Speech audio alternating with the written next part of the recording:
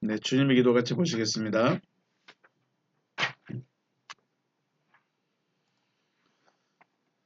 먼저 원어로 같이 보십니다. 시작.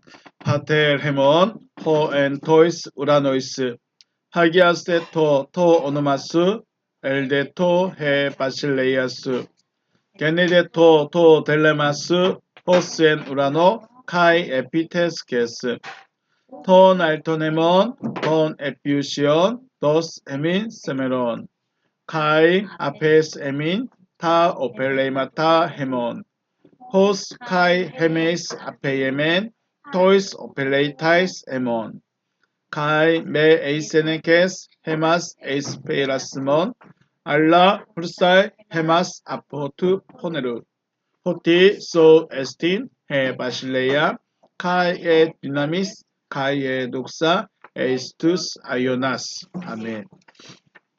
네, 다시 한번 의역된 부분으로 보시겠습니다. 시작. 하늘뜰 안에 계신 우리 아버지, 당신의 이름이 거룩히 여김을 받으시오며 당신의 나라가 임하시오며 당신의 뜻이 하늘 안에서와 같이 땅 위에서 이루어지게 하옵소서. 오늘날 우리에게 위에 있는 우리의 양식을 주시옵소서. 그리고 우리가 우리에게 빚진 자의 빚을 사하여 준 것 같이 우리의 빚을 우리에게서 사하여 주시옵소서. 우리를 시험에 들어가게 하지 마시고 다만 악으로부터 우리를 구하시옵소서. 왜냐하면 그 세대는 당신의 나라이며 능력이며 영광이기 때문입니다. 아멘. 오늘 말씀 요한 유다서입니다. 유다서 1장 10절과 11절 말씀입니다. 유다서는 창세기 뒤에 요한계시록 앞에 있습니다. 유다서 1장 10절과 11절 말씀입니다. 같이 보겠습니다. 시작. 이 사람들은 무엇이든지 그 알지 못하는 것을 비방하는도다. 또 그들은 이성 없는 짐승같이 본능으로 아는 그것으로 멸망하느니라. 화있을진저 이 사람들이여 가인의 길에 행하였으며 삭슬 위하여 발람의 어그러진 길로 몰려갔으며 고라의 패역을 따라 멸망을 받았도다. 아멘. 할렐루야. 주님의 이름으로 축복하고 사랑합니다. 네. 자신의 아들을 자신을 주면서까지 우리 사람을 사랑하시는 하나님께 감사드립니다. 네. 이 하나님의 사랑을 깨닫게 하시는 은혜와 또 말씀의 이루심의 역사가 여러분과 저에게 속히 임하시기를 주님의 이름으로 축복합니다. 하나님을 믿는 것이 어쩌면 다른 사람들이 볼 때 미련해 보일 수도 있고 또 답답해 보일 수도 있고 답이 없는 것처럼 보일 수 있지만 성경은 이스라엘아 네가 행복자다라고 말씀하셨습니다. 그 행복자가 되시기를 주의 이름으로 다시 한번 축복합니다. 네. 하나님의 구원은 믿음으로만 이루어집니다. 하나님의 구원은 믿음이 없으면 안 된다는 거죠. 그리고 이 믿음은 하나님께서 주시는 하나님의 믿음입니다. 쉽게 말하면 믿음은 내가 가지고 있는 것이 아니고 믿음은 내가 가지는 것이 아니고 믿음은 하나님이 주셔야 되는 겁니다. 내가 믿고 나왔는데요? 내가 믿는데요? 그렇죠. 내가 교회 나오고 내가 성경책 보고 내가 기도하고 있으니까 내가 믿는 것처럼 보입니다. 물론 시작은 그렇게 합니다. 시작은 후에 말하겠지만 우리 애굽을 나와서 광야를 지난 사람들이 믿음이 있었을까요? 없었을까요? 애굽을 나와서 광야를 지나고 있는 사람들이 믿음이 있었을까요? 없었을까요? 없었을까요? 네, 이게 말을 잘해야 돼요. 애굽에서 나온 건 믿음이 있었을까요? 없었을까요? 애굽에서 나온 거는 구원이기 때문에 반드시 믿음이 있습니다. 믿음이 없으면 애굽에서 안 나옵니다. 그럼 광야에서는요? 광야는 없었을까요? 그러면 예수님을 힐난합니다. 예수님을 말꼬투리 잡아요. 예수님을 비방해요. 그 바리새인들은 믿음이 있었을까요? 없었을까요? 없어요? 있어요? 애굽에서 나와서 광야를 지나고 있는 이스라엘 백성들의 믿음이 있었겠느냐? 없었겠느냐? 예수님을 가는 곳마다 쫓아다니면서 비방하고 말꼬투리 잡고 있던 그 바리새인들은 믿음이 있었을까 없었을까? 그래서 믿음이라는 것이 굉장히 중요해요. 그리고 믿음이라는 것이 굉장히 무서운 겁니다. 믿음이라는 것이 마치 다른 사람들이 볼 때는 세뇌시키는 것처럼 우리의 생각을 완전히 바꿔버리는 것처럼 두렵게 작용하기도 합니다. 믿음이 아주 무섭게 나타난 사건이 바로 예수를 죽인 사건이었죠. 바리새인들은 예수를 안 믿었지만 하나님이라는 분을 믿었을까요? 안 믿었을까요? 하나님이라는 분을 믿고 있었어. 하나님을 믿고 있는데 이 예수라는 사람은 자신들의 믿음과 안 맞아. 자신들의 믿음을 깎아내려. 자신들이 믿고 있는 믿음을 잘 못 믿고 있다고 그래요. 그래서 어떻게 해요? 예수를 죽이자. 우리가 믿는 믿음과 다르니까 예수를 죽이자. 자, 믿음이 사람을 죽이는 모습으로, 그것도 하나님의 아들을 죽이는 결과로 나타나요. 그래서 내가 어떤 믿음을 가지고 있느냐에 따라서 사람을 죽이기도 하고 사람을 살리기도 합니다. 그래서 믿음이라는 것은 굉장히 중요해요. 내가 무엇을 믿고 있는가? 혹은 내 마음에 무엇을 가지고 있는가? 내 마음에 어떠한 생각을 가지고 살아가느냐? 이것은 굉장히 중요한 문제입니다. 믿음이 아주 무섭게 나타난 사건이 예수를 죽이는 사건, 또 사울이 스데반을 죽이는 사건들. 그들이 믿음이 없었느냐? 아니요. 믿음이 있었어요. 믿음이 있는데 어떤 믿음이었느냐가 중요하죠. 그들은 하나님의 믿음이 아닌 자신의 믿음에 충성을 하게 된 거예요. 누구의 믿음에 충성했어요? 자기의 믿음에. 하나님이 주시는 믿음, 하나님이 주시는 그 믿음에 충성한 것이 아니라 자기 믿음에 충성했어요. 그러니까 사람을 죽이는 거예요. 그러니까 나만 옳은 거예요. 그러니까 내가 가는 길이 맞는 거예요. 예수가 볼 때 바리새인들은 너희들 믿음 좀 잘못됐어. 너희들은 지금까지 잘못 믿었어. 잘못 섬겼어 했는데 내가 지금까지 해온 게 얼만데, 내가 지금까지 섬기고 봉사해온 게 얼만데 나에게 잘못했다고 그래?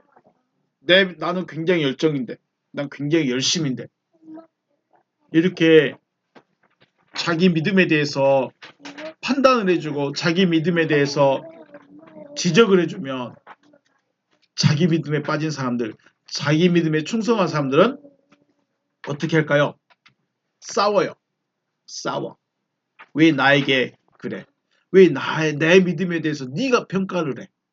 왜 내 믿음에 대해서 네가 뭐라고 그래? 난 잘 믿고 있는데. 그러니까 이 믿음이라는 것은 굉장히 중요한데 무섭기도 하고요. 위험하기도 해요. 하지만 이 믿음이 제대로 되면 사람을 살리는 믿음. 그러니까 믿음이 두 가지로 나타나죠. 사람을 살리는 믿음으로 나타나든지 아니면 사람을 죽이는 믿음으로 나타나든지 두 개 나타나는 겁니다. 그래서 하나님의 뜻을 분별하지 못하고 오히려 사람을 죽이는 믿음, 하나님의 뜻을 깨달으면 사람을 살리는 믿음으로 가게 되는 겁니다. 여러분, 사람을 살려야 될까요? 죽여야 될까요? 당연하겠죠. 사람을 살려줘야 돼요. 사람을 도와줘야 돼요. 네. 자, 그래서 하나님의 믿음이라는 것, 내가 믿는 믿음이 아니고 내 열정이 아니고 하나님의 믿음, 하나님께서 믿어지게 해주시는 것은 사람을 살리게 합니다. 내가 믿는 믿음, 내 믿음은 사람을 죽이지만 하나님이 주신 믿음은 사람을 살립니다.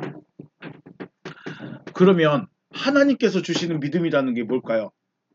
하나님이 우리에게 뭘 주실까요? 하나님이 우리에게 뭘 믿게 할까요? 아담이 있었던 거 믿어지게 할까요? 해주실까요?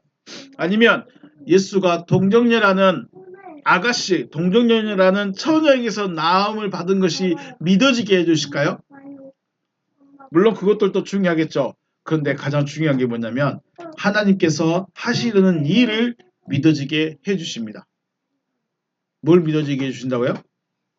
하나님께서 하시려는 일을 믿어지게 하는 거예요. 그러니까 하나님이 하시려는 일이 무엇인지를 알아야 되겠죠. 하나님께서 하시려는 일, 곧 하나님께서 믿어지게 하시려는 일이라는 것은 사람의 이성과 합리적인 생각으로는 이해가 안 돼요. 받아들여지지가 않는다는 거예요.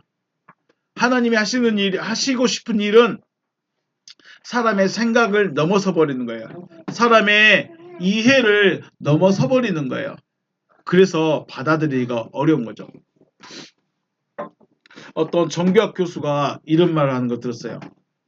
물론 그 정교학 교수가 어떤 종교에 속했는지 또 어떤 믿음을 가지고 있는지는 모르겠어요. 그런데 종교학 교수예요. 그렇다면 불교든지 힌두교든지 뭐 다른 기독교든지 천주교든지 여러 종교에 대해서 연구를 다 하고 있는 사람인 거죠. 그런데 그 교수님이 하는 말이 요한복음을 살펴보면 이상한 게 있다는 거예요. 요한복음을 살펴보면 요한복음의 핵심이 뭐냐?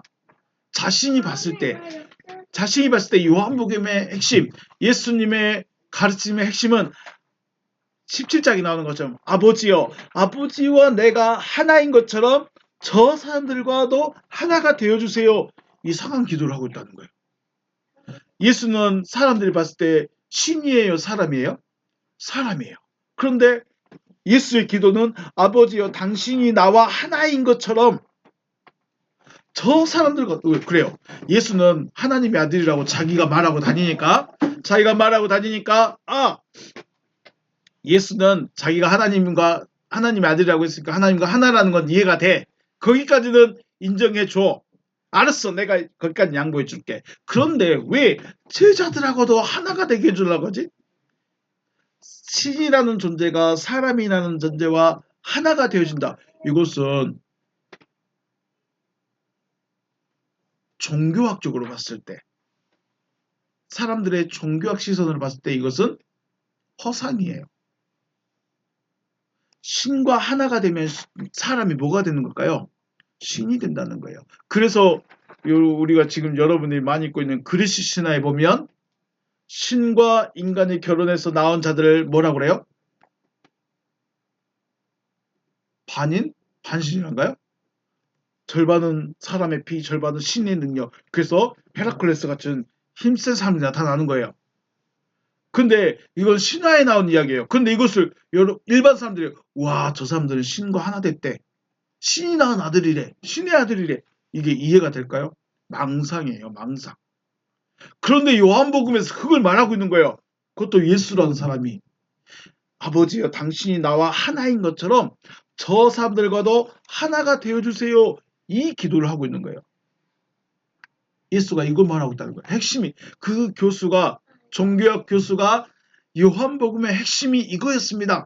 자기가 봤던 핵심은 그거라는 거예요. 그런데 종교학적으로 봤을 때는 이것은 망상이다. 신은 인간과 하나가 될 수 있다 없다? 없다. 그런데 요한복음에서 그걸 말하고 있다. 그런데 그렇게 말하고 있는 것은 이성적으로 생각했을 때 망상이다. 될 수 없는 일이다.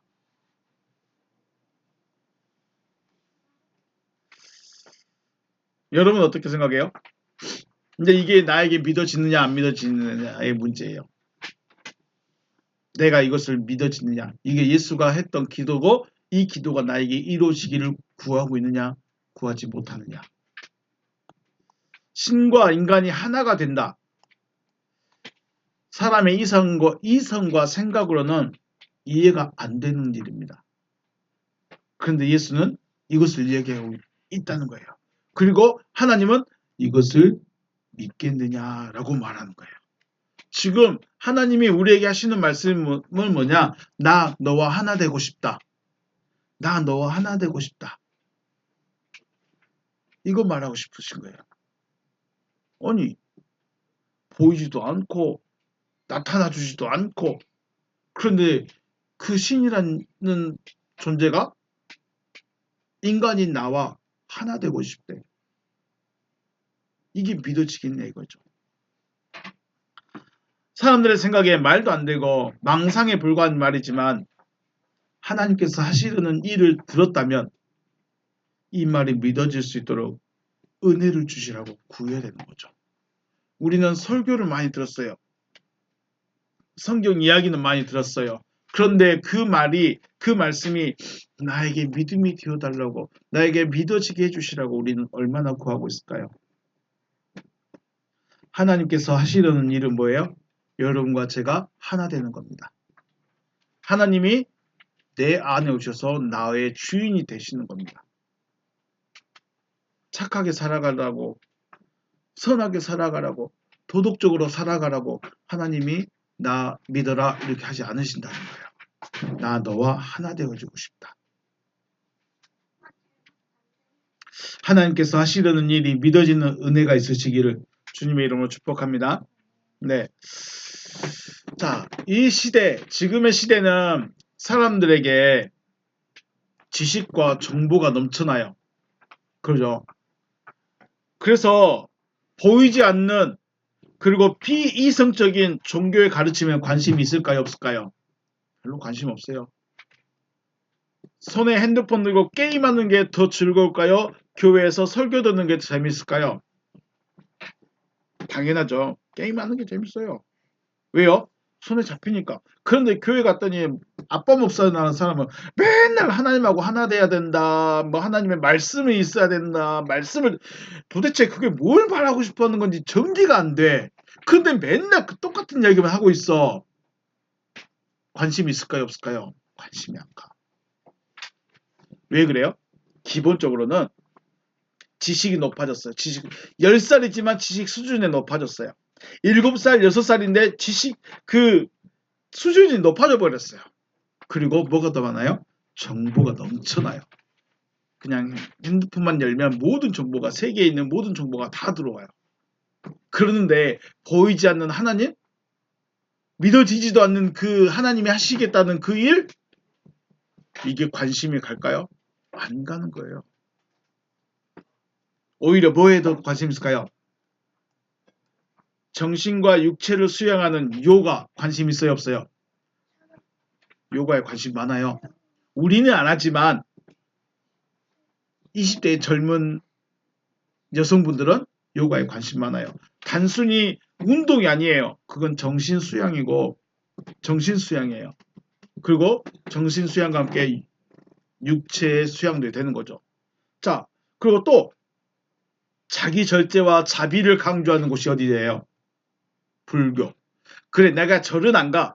내가 불상 앞에 절은 안 해. 그런데 그 가르침만은 좋아요. 왜 그럴까요? 현실적이거든요. 이상이 아니야. 아, 내가 자비를 베풀고, 내가 용서를 구하고, 내가 좀 절제하고. 이보다 좋은 가르침이 어디 있을까요? 이게 어디예요? 불교. 우리가 직접 뭐 매 주마다 절을 찾아간다거나 그러진 않아. 그럼에도 불구하고 그 스님의 가르침은 좋아. 왜요? 내 현실이거든요. 내가 자비도 베풀고 내 생활에 절제도 하고 훨씬 더 현실적이에요. 그래서 어쩌면 기독교의 가르침이 예수의 가르침이 더 관심 없어지는 이유가 내 현실하고 안 맞아. 맨 앉아서 박수나 치라고 하고 소리 지르는 기도도 안 하라고 하고 찬양이 나오라고 하고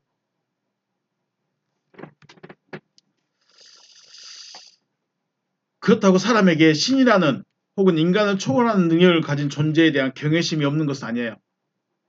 요가도 하고 자비도 베풀고 자기 절제도 하는데도 함에도 불구하고 지식과 정보가 넘쳐남에도 불구하고 자기가 공부를 많이 하면 할수록 하고 있지만 신에 대한 경외함, 인간을 초월하는 능력을 가진 존재에 대한 경외함이 없는 건 아니에요.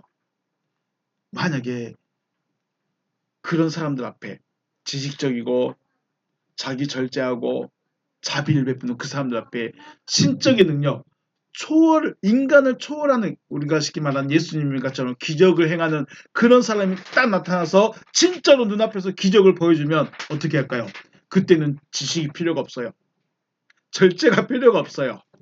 다 휩쓸려 갑니다. 다 휩쓸려 가요.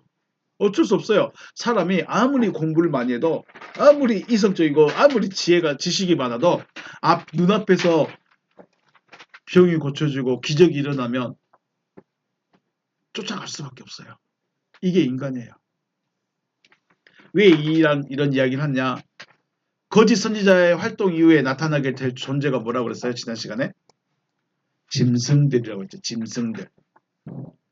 거짓 선지자 나타난 이후에 짐승들. 자, 하나님께서 사람들에게 회개하라 혹은 하나님이 하실 말씀이 있어서 보내는 사람을 뭐라 그래요?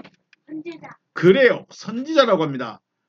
자, 하나님께서 선지자를 보냈습니다. 그러면 하나님 반대편에 있는 마귀도 누구를 보내줘야 돼요? 선지자. 네, 마귀 입장에서도 선지자를 보내는데 하나님 입장에서는 이 친구가 어떤 친구예요? 거짓 선지자. 거짓 선지자. 자, 선지자를 보냈는데 사람들이 회개를 하지 않아. 돌아오지 않아. 말을 듣지 않아. 그래서 누구를 보냈어요? 아들. 아들. 빙고. 대단해요. 아들을 딱 보냈어. 그런데 하나님이 아들을 보내니까 마귀는 누구를 보내줘야 될까? 그게 짐승이었어요. 그게 짐승. 아들과 같은 레벨에 있는 존재가 뭐예요? 짐승들이에요. 짐승들. 그러니까 자, 예수님 물 위를 걸었어요, 안 걸었어요? 걸었죠. 그러니까 이 짐승들도 그거 할 수 있어요, 없어요? 할 수 있어요. 예수님 오병이의 기적을 보여주니까 이 짐승들도 할 수 있어요. 그럼 우리는 누가 예수고 누가 하나님의 아들이고 누가 짐승인고 어떻게 할까요? 알아야 돼요, 몰라야 돼요? 마귀의 하나님의 권세와 능력을 가진 자를 하나님의 아들이라고 하듯이 마귀도 짐승들에게 자신의 권세를 줘서 기적과 표적을 보여줘요. 그래서 사람들을 복종하게 하고 미혹하게 하는 거죠. 그러면 하나님의 아들과 짐승의 가장 큰 차이, 하나님의 아들과 짐승의 가장 큰 차이는 뭘까요? 뭐라고 해야 될까요? 하나님의 아들은 하나님의 말씀을 전하여서 나와 같이 하나님의 아들 되자라고 말해요. 나 같은 존재가 되자라고 말해요. 이해가 되죠? 이거 아닌가요? 하나님의 아들은 말씀을 전해서 나와 같은 존재, 나와 같은 믿음, 나와 같은 신앙의 사람이 되자라고 말을 해요. 그래서 예수님은 제자들 향해서 그냥 제자들이라고만 하지 않아요. 형제들이라고 해요. 요한복음에서 이제는 내 친구다 혹은 내 형제다 이렇게 말해요. 나와 똑같은 존재가 되는 거예요. 바울도 거듭난 자들 향해서 나의 형제들이라고 말하죠. 반면에 짐승들은요. 나만 경배해. 나만 능력자야. 나만 숭배해. 이렇게 말하는 거예요. 같아요? 달라요? 다르죠.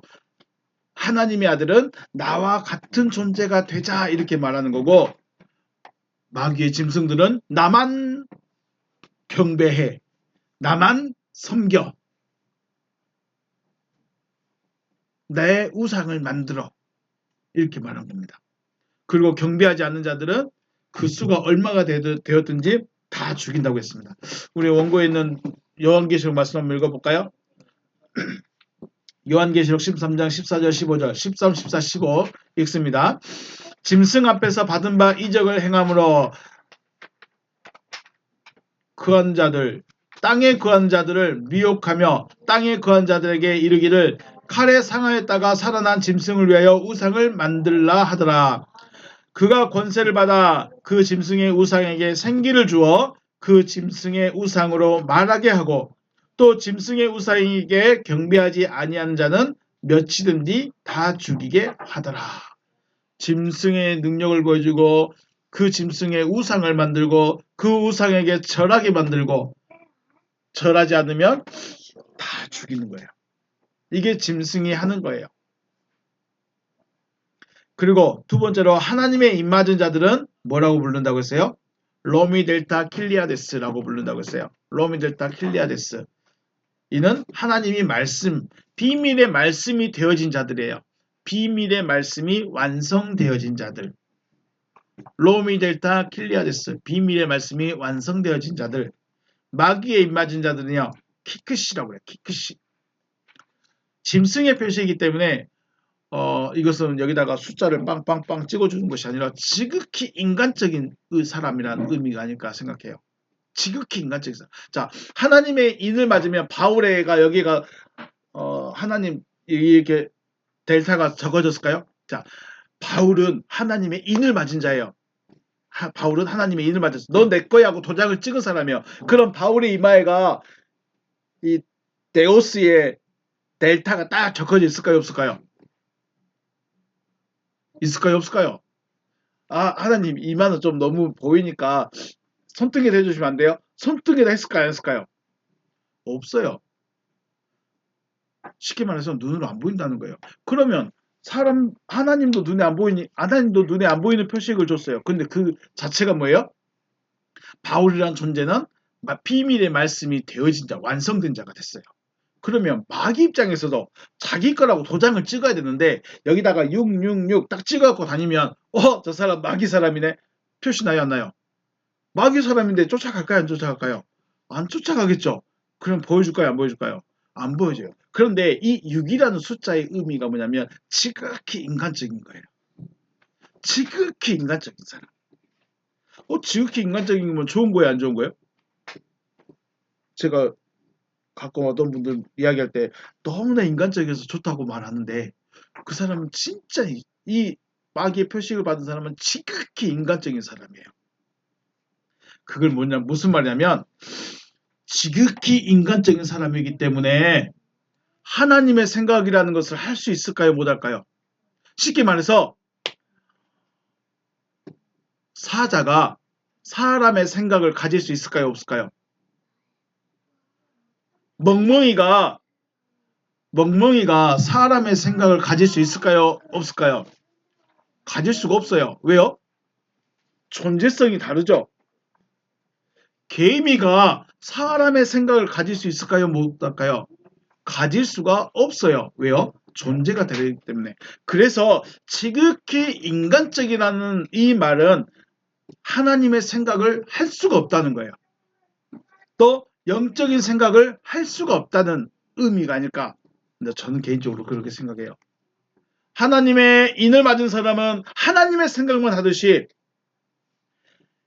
하나님의 인을 맞은 사람은 하나님이 하시려는 그것만 생각하듯이 마귀의 인을 받은 사람은 하나님의 생각, 하나님이 하시려는 그 일을 생각을 못한다는 거예요.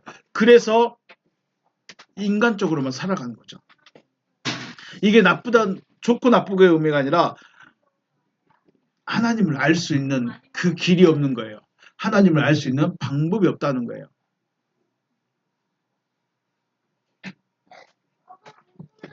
오늘 본문 한번 볼까요? 유다서 말씀 10절 이 사람들은 무엇이든지 그 알지 못하는 것을 비방한다고 그랬어요. 이 사람들은 무엇이든지 그 알지 못하는 것을 비방한다. 그러면 우리가 생각해야 되겠죠. 이 사람들이 누구예요? 이 사람들이 누구냐? 우리 5절부터 보시면 5절, 6절, 7절, 8절 쭉 나옵니다. 5절 너희가 본래 모든 사실을 알고 있으나 내가 너희로 다시 생각나게 하고자 하노라. 주께서 백성을 애굽에서 구원하여 내셨습니다. 자, 애굽에서 나온 게 뭐예요? 구원이에요? 그냥 데리고 나온 거예요? 구원이에요. 구원을 받으려면 뭐가 필요해요? 믿음이 필요해요. 다시요. 구원을 받으려면 뭐가 필요하다고요? 믿음. 그럼 애굽에서 나왔어요. 애굽에서 구원을 받았어요. 그러면 애굽에서 믿음이 있었다는 거예요? 없었다는 거예요? 믿음이 있었다는 거예요. 그런데 구원하여 내시고 후에 믿지 아니하는 자들을 멸하셨다. 후에 믿지 아니한 자들이에요. 후에 믿지 않은 자들. 나중에 안 믿었다는 거예요. 그게 무슨 말이죠? 애굽에서는 믿음이 있었는데, 애굽에서는 믿었는데 광야에서는 믿었다는 거예요, 안 믿었다는 거예요? 안 믿었다는 거예요. 왜 안 믿었을까요?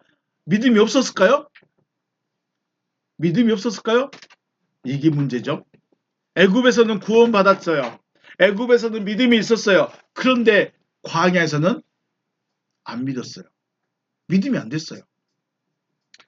6절에 보면 또 자기 지위를 지키지 아니하고 자기 처소를 떠난 천사들을 큰 날의 심판까지 영원한 결박으로 흑암에 가두셨다. 자기 지위를 떠난 자들이에요.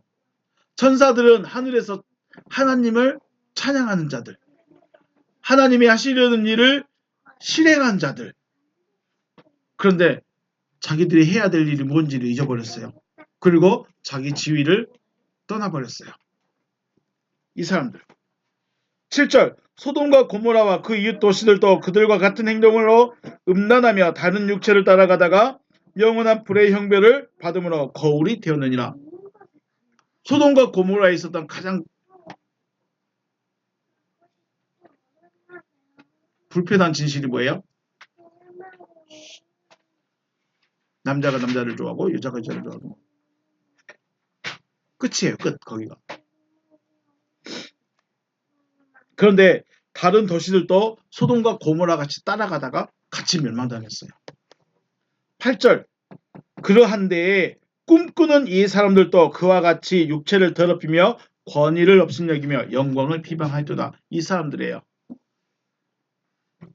알지 못하는 것을 비방하는 사람들. 그냥 공부해서 내가 뭘 잘못했는지 깨닫고 나서 비방하는 것이 아니라 내가 뭘 한지도 모르면서 비방을 하고 있는 거예요. 자기 삶을 살아가면서 비방하고 있는 그 사람들. 이들의 결론은 뭐예요? 멸망입니다. 또 그들은 이성 없는 짐승같이 본능으로 아는 그것으로 멸망하느니라. 11절에서 마지막에서도 멸망을 받았도다라고 말합니다. 이들의 결론은 멸망입니다. 이들이 멸망이라는 결론에 이르는 데 있어서 가장 먼저는 뭐예요? 알지 못하고 해방한다는 거예요. 자, 우리 10절 보면 10절 다시 한번 앞에 부분만 읽어볼까요? 10절 이 사람들은 무엇이든지 그 알지 못하는 것을 비방한도다. 자, 멸망의 첫 단계는 뭐냐면 알지 못하는 거예요. 알지 못하면서 비방을 하는 거예요.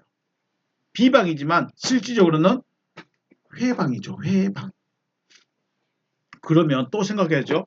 이들이 알지 못하는 것이 무엇이었을까요?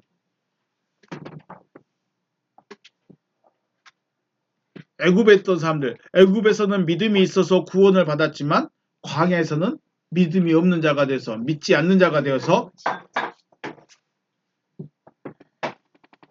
멸망받았어요. 뭘 알지 못했을까요? 하나님의 뜻을 알지 못하는 것이 아닐까? 하나님의 뜻을 알지 못하지 않았을까? 하는 생각을 합니다. 하나님의 뜻은 뭐예요? 생명을 얻는 거 있죠. 또 구원을 받는 거, 거듭나게 되는 거, 아들이 되어지는 거, 진리의 성령을 받는 거. 다 똑같은 한 가지라고 했습니다. 하나님의 뜻은 내가 사는 겁니다. 내가 생명을 얻는 겁니다. 내가 구원을 얻는 겁니다. 그런데 애굽에서는 믿음으로 구원을 얻었는데 왜 광야에서는 구원을 얻지 못했을까? 왜 광야에서는 믿지 않았을까? 애굽에서 구원받아 나온 자들이 하나님의 뜻에 대해서 왜 회방했을까? 우리 물론 6절과 7절과 8절도 생각해야 되는데 애굽에서 구원받아서 광야에서 멸망받은 그들에 대해서만 생각을 해보겠습니다. 왜 애굽에서는 믿었어요. 근데 왜 광야에서는 믿지 않았을까? 그들은 이성적이었어요. 이성적이라는 말을 다르게 나중에 표현하겠지만 가장 인간적인 생각이에요. 그렇죠? 앞에서 말했어요. 로미 델타 킬리아데스는 하나님의 생각이 돼버린 사람이에요. 그래서 그는 모든 생각이 하나님 거예요. 모든 것을 하나님의 하시려는 일만 생각해요. 로미 델타 킬리아데스는. 근데 키크씨는 666이 되어 마크를 받은 사람은 하나님의 생각을 못해요. 지극히 인간적이라서. 지극히 인간적이라서 하나님이 하시려는 생각을 못해요. 우리 짐승하고 사람하고 레벨이 다른 것처럼요. 애굽에서 나와서 광야를 지나던 사람들은 지극히 인간적인 사람들이었어요. 이성적인 사람이었다는 거죠. 이성적이니까 어떻게 해야 될까요? 자기들의 속성을 버리지 못했어요. 그들은 원래 어디 있었어요? 애굽에 있었어요. 그들이 광야에 나와서 가나안을 정탐하는 데까지, 가나안 정탐하기까지 2년에서 3년 안에 다 해요. 쉽게 말해서 가나안 가자, 가나안 정탐하고 와서 하나님 진짜 좋은 땅입니다. 하나님이 주신다고 했습니다. 우리 다 함께 갑시다 해가지고 으쌰으쌰 했으면 2년 만에, 40년 안 걸렸어요. 2년 만에 거기 정복할 수 있었어요. 그런데 그렇게 했어요? 못했어요? 못했어요. 2년 동안, 3년 동안 있으면서 하나님의 말씀도 듣고 시내산에서 하나님의 임재도 보고 음성도 듣고 다 했는데 마지막에 뭐가 남아있었어요? 자기들이 종살이했던 그 추억이 남아있어. 종살이가 즐거운 일이에요? 괴로운 일이에요? 잘 먹어요? 못 먹어요? 물론 잘 먹이기도 하겠지만 못 먹어요. 그래서 그러면 칼을 들어본 적이 있을까요? 없을까요? 전쟁을 해본 적이 있을까요? 없을까요? 없어요. 자, 그래서 잘 먹고 이제 이 사람들이 가나안 정탐하고 갔는데 가나안 사람들은 거인같이 보였다고 그랬죠. 그게 무슨 말일까? 진짜 키가 큰 사람도 있었겠지만 가나안 사람들은 종이에요, 아니에요? 아니야. 그 땅에는 그때는 과일이 두 사람이 매걸 정도로 좋은 땅이라고 그랬죠. 포도를 두 사람이 매가지고 올 정도로 과일 송이가 크다고 그랬어요. 그런 땅에서 먹고 산 사람들이 키가 클 수밖에 없겠죠. 쉽게 말해서 이 이스라엘 백성들은 종살이 하다가 와가지고 빼빼 말라가지고 그것도 광야를 지나고 있어요. 빼빼 말라가지고 우리는 이렇게 살다 왔는데 가난한 사람을 보니까 키가 크고 덩치도 우와 나 못하겠는데 생각이 돼버린 거죠. 이걸 뭐라 그래요? 자격지심이 들어버린 거예요. 자기가 갇혀에 있던 그 추억에 잠겨가지고 난 종이었지, 나는 못 먹었지, 나는 힘도 없지, 나는 싸움도 못하지, 난 전쟁도 못하지, 안 되겠다. 이성적인 생각을 딱 들어버리는 거예요. 될까요? 안 될까요? 이제 안 되는 거예요. 하나님은 올라가서 정복해라 하시는데 저 싸우면 안 될 것 같아요. 우리 싸움도 안 배워봤고요. 나는 못 먹어서 힘도 없고요. 근데 가난한 사람들은 너무 커요. 너무 잘 먹고 잘 산 사람들이에요. 못 해볼 것 같아요. 어떻게 해요? 이성적인 생각이 완전히 지배해버렸어요. 그게 믿음이 없는 거예요. 그게 믿지 않는 거예요. 그게 약속이 마음에 없는 거예요. 이성적인 생각과 노예의 속성을 버리지 못했던 거죠. 하나님께서 주시겠다고 하시는데 무려 700년 전에 약속하셨는데 그래서 나왔는데 사람의 지극히 이성적인 생각과 판단이 하나님의 뜻과 계획을 해방했습니다. 지극히 이성적인데 이것을 뭐라고 했어요? 이성 없는 짐승 같다고 그랬어요. 다시 한번 우리 10절 말씀 볼까요? 이 사람들은 무엇이든지 그 알지 못하는 것을 비방하노다. 또 이들은 이성 없는 짐승같이 뭐 없는 짐승이요? 우리가 생각하는 이성 없는 짐승, 우리말로 부르는 이성 없는 짐승인데 여기 원고에 한번 볼까요? 호스타 아로가 좋아합니다. 호스타 아로가 좋아. 말씀이 아닌 짐승이에요. 말씀이 아닌 짐승. 우리 예수님 요한복음 1장 14절에서 말씀이 육체가 됐다. 말씀 육체라고 그러죠. 그런데 이것과 반대되는 이성 없는 짐승이 뭐냐면 타 아로가 좋아요. 말씀이 아닌 짐승. 말씀이 아닌 짐승. 자, 아로가라는 말이 무슨 말이냐면 부정불변사. 그러니까 무조건 거꾸로예요. 사람이다. 근데 사람이 아니면 붙으면 아가 붙는 그런 명사들이 있어요. 부정이에요. 부정. 그 알파와 로고스 말씀의 합성어예요. 그러니까 말씀이 아닌 거예요. 말씀이 아닌 거예요. 말씀이 아니다. 아로가라는 말은 말씀이 아니에요. 그러니까 타 아로가쪼라는 것은 말씀이 아닌 짐승이에요. 말씀이 아닌 짐승. 말씀이 돼버리면 사람이 돼버리는 거죠. 그래서 이성 없는 짐승이라고 막 아주 고상하게 표현을 해줬지만 쉽게 말해서 말씀이 없는 짐승이다 이 말이에요. 말씀이 없는 자예요. 또 이들은 말씀이 없는 짐승같이 결국은 뭐냐면 짐승이라는 존재는 뭐예요? 뭐가 없다는 거예요? 말씀이 없는 거예요. 말씀이. 하나님의 말씀이 없는 거예요. 말씀이 없으면 뭐예요? 짐승이다라는 말입니다. 하나님의 말씀이 없으면 짐승이에요. 앞에서 말씀드렸죠. 하나님이 너는 내 거다라고 말하면 하나님의 말씀이 인이 되어서 하나님의 생각만 해요. 그런데 짐승의 인을 받으면 사람의 생각밖에 못해요. 사람의 생각을 한다는 것은 하나님의 말씀을 못 듣고 하나님의 말씀이 없는 자체예요. 그래서 피크시라고 불러버리는 거죠. 성경이 말씀하시는 짐승은 말씀이 없는 자예요. 하나님의 말씀이 없는 자.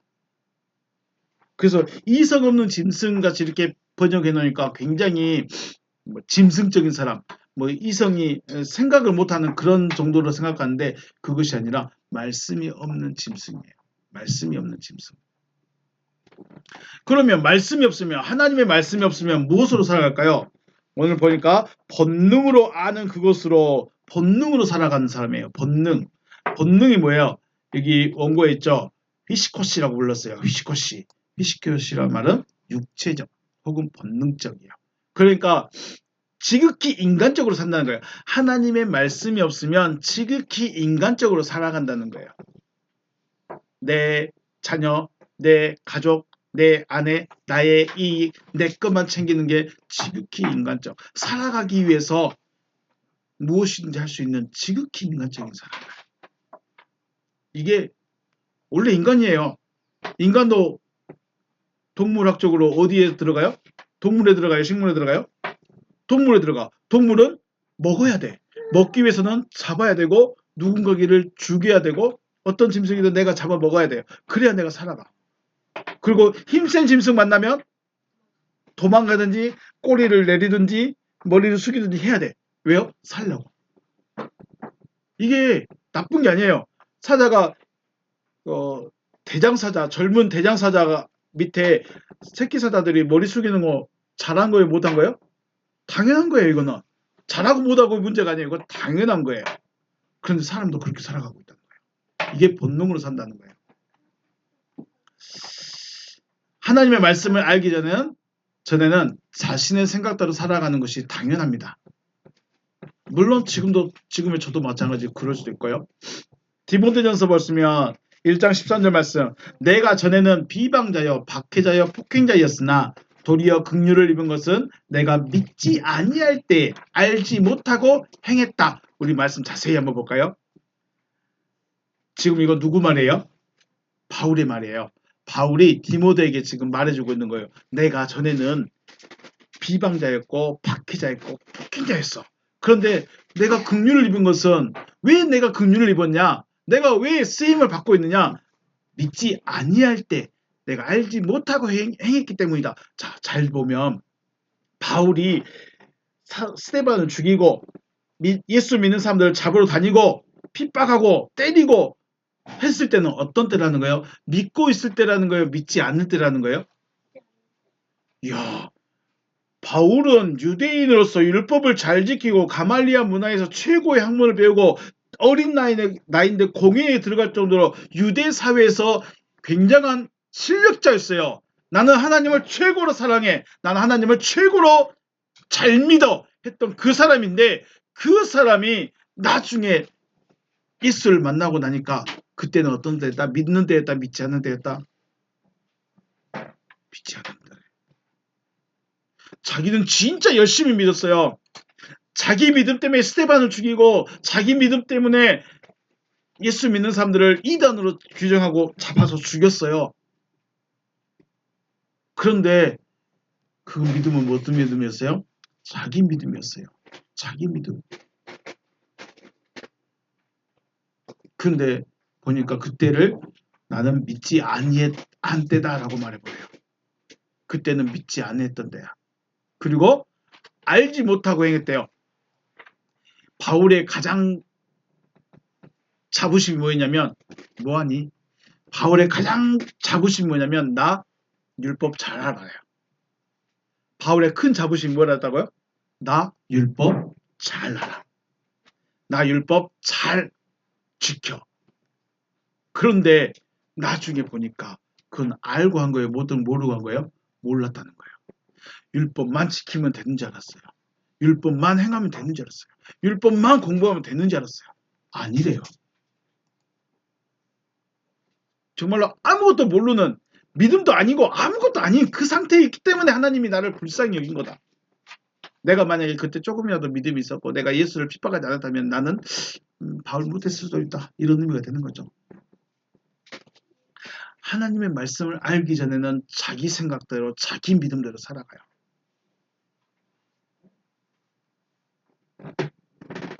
믿지 아니할 때, 믿지 아니할 때. 이것이 뭐예요? 지극히 인간적이며 마귀적인 생각이라는 거죠. 하지만 이제는 하나님의 은혜로 하나님을 알았어요. 그리고 말씀을 가진 자가 되었기에 하나님의 믿음으로 하나님의 말씀으로 살아가게 된다라고 고백하고 있는 거죠. 바울의 지금 편지를 쓰고 있는 거 곰곰이 생각해 봐야 돼요. 내가 전에는 핍박자였고 박해자였고 폭행자였으나 내가 그때는 믿지 아니한 때다. 내가 믿지 않고 있을 때야. 난 그거를 하나님을 아는 것이라 생각했는데 난 그건 하나님을 모르는 거였어. 율법을 그렇게 많이 공부했는데 하나님을 모르는 거였대요. 오늘 맥락에서 본다면 짐승에서 하나님의 아들로 변화가 되어진 것이라고 할 수 있죠. 바울은요. 자기 생각대로 이성적으로 자기의 본능적으로 자기 육신적으로 자기가 공부한 대로 믿고 있었던 그 믿음에서 하나님의 믿음으로 바뀌어버린 거예요. 짐승에서 하나님의 아들로 변화가 된 거예요. 누가요? 그래서 사울이 바울로 어떤 학자들은 이름이 똑같다 헬라식이냐 그리스식이냐 이것밖에 아니다라고 말하지만 의미적으로 본다면 이름이 바뀐다는 건 뭘 바뀌는 거예요? 이름을 다르게 부른다는 것은 존재성의 변화입니다. 내 존재가 바뀌었다. 내 존재가 바뀌었다 라고 말하는 거예요. 짐승에서 내 이성적으로 살아가던 이 짐승에서 하나님의 말씀대로 살아가는 하나님의 아들이 되어졌다라고 말하는 거죠. 사람의 이성은 하나님께서 하시려는 일을 받아들일 수가 없습니다. 왜냐하면 인간의 이성을 초월하기 때문에 하나님의 말씀을 받아들일 수 없다면 구원을 얻을 수 없어요.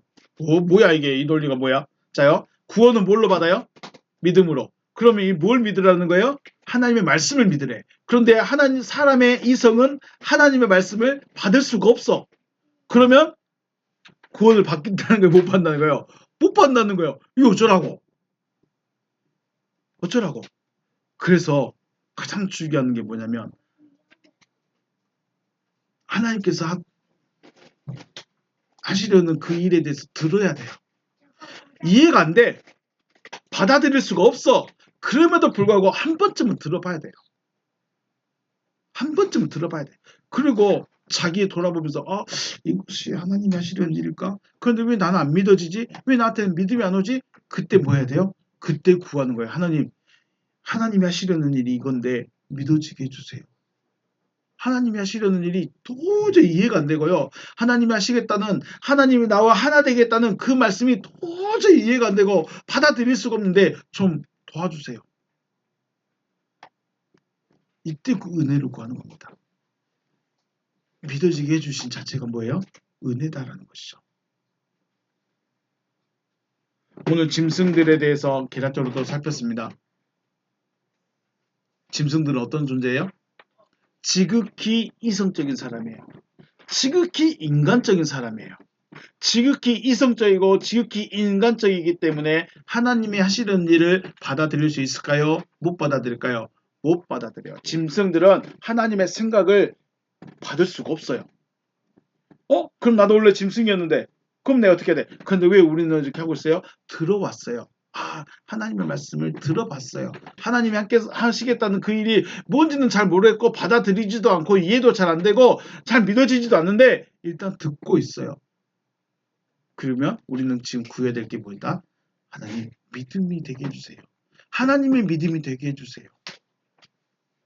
이걸 우리는 구해야 되는 거죠. 그래서 어쩌면 교회에 있는 것 자체도 대단한 은혜입니다. 하나님이 하시려고 하시는 그 일에 대해서 들을 수 있다는 거, 들을 수만 있다는 거, 받아들이는 건 차치하고 깨닫고 믿어지는 건 차치하고 한 번쯤 들어봤다는 것 자체만으로도 대단한 은혜다. 안 그러면 그냥 내 생각 수준에서 내 똑똑한 내 수준에서 이해되고 받아들여질 수 있는 것만 받아들인다면 그는 하나님이 하시는 일을 못 받아들이는 거죠.